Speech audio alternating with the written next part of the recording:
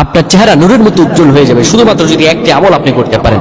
ওযু করার সময় পানি যখন আপনার চেহারায় দিবেন, আপনার চেহারায় পানি দেওয়ার সময় শুধুমাত্র একটি দোয়া আপনি পড়বেন। আপনার চেহারা থেকে মেস্তা, ব্রণ এবং চেহারার বিভিন্ন রকম কালো দূর হয়ে যাবে এবং চেহারায় সৌন্দর্য এবং লাবণ্য ফুটে উঠবে এবং চেহারায় যেন নূর চলে আসবে ইনশাআল্লাহ।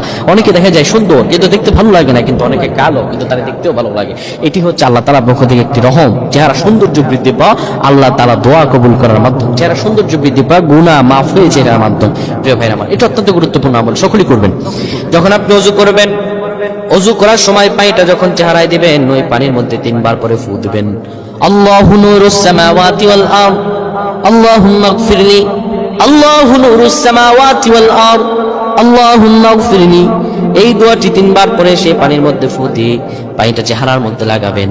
আমার আল্লাহ আপনার চেহারা